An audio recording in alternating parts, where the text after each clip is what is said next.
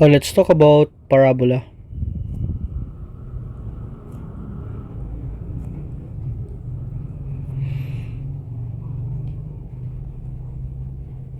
A parabola is a plane curve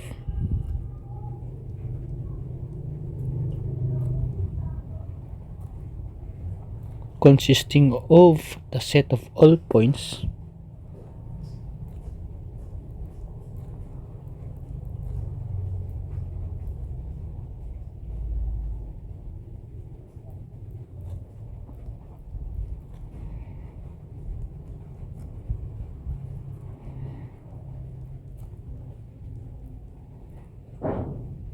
P, meaning it is a point xy that are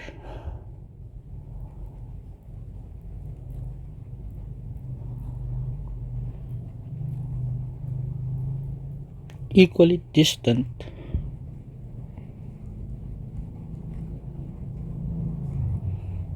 from a fixed point F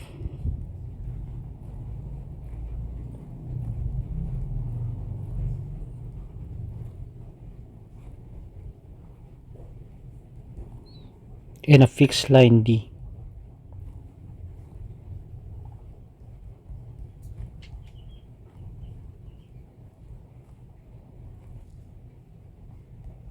Take note of the word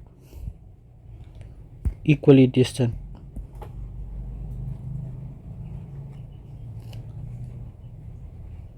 So if I have a parabola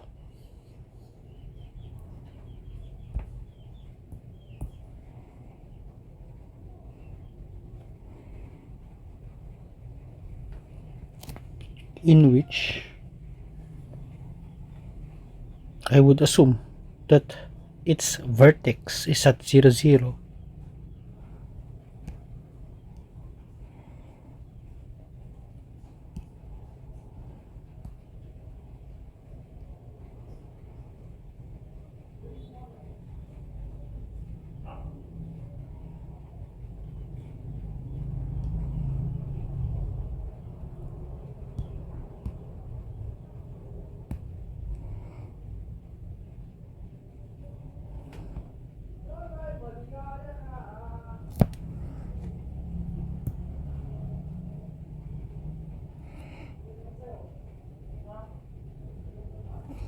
okay, sorry for because it is not that perfect.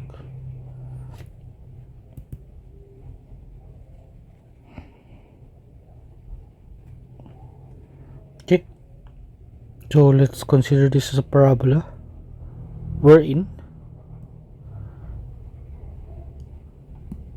it has a fixed point, wherein this fixed point is called our F or focus. So if I would consider this F as my A, so therefore the focus is at A0, and also we have what you call our fixed line, which is a direct dielectrics. So take note that they are equally distant at all points. Since the vertex is also a point, so therefore we may say that it has a value at A, okay, equally distant. So therefore, since I will consider the vertex at 0, 0 for our vertex, so therefore you may say that this is at negative A, because the length from the center to this point A is A, and from the center to this point A is A, so they are equally distant.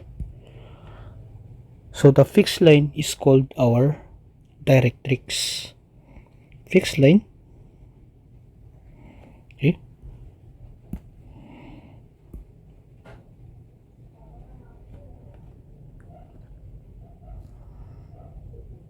this is an equation which is this is x is equal to A, and take note this is called our directrix, wherein our foci or our focus I should say, is our fixed point.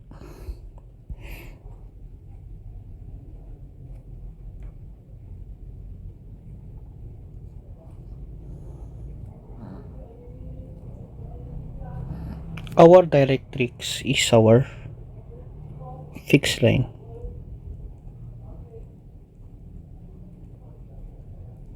Okay, now we have our vertex. So our vertex is of course this line. If our axis, or if our vertex is at our y I should say, and x axis, therefore the vertex has 0 0. So our vertex is a part of the parabola, where the parabola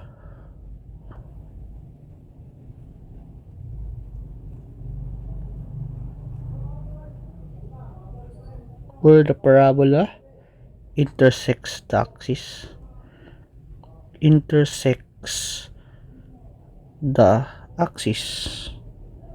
Also, our vertex is the midway between our directrix and our focus. So from that statement alone, it will prove that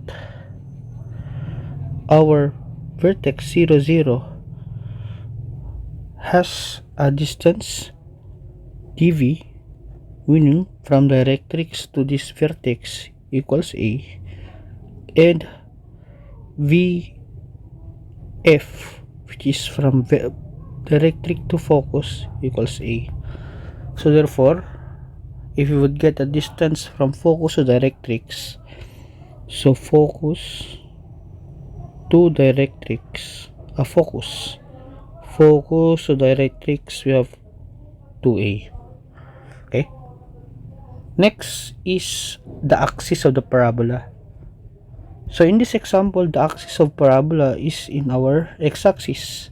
Okay, but if the parabola has a vertex not at 0 0, meaning we have hk, therefore our axis will not be our x-axis, but there will be what you call the axis of parabola, wherein the axis of parabola is the line through the focus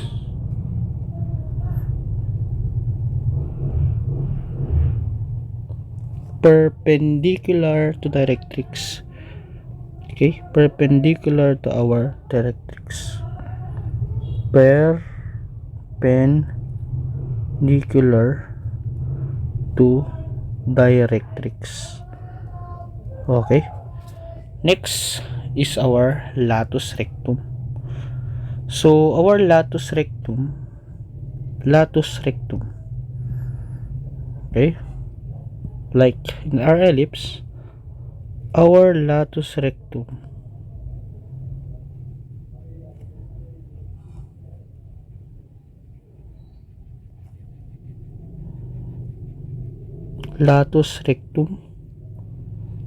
our line is the chord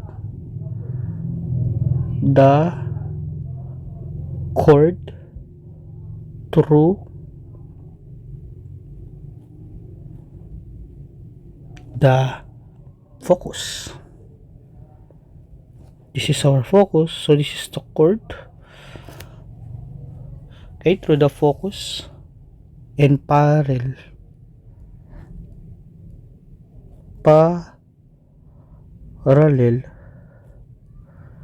to the directrix.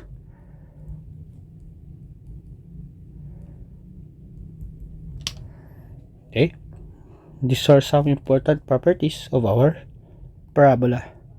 Another is that since the definition of the parabola is a plane curve consisting of set of all points pxy that are equally distant from a fixed point and a fixed line.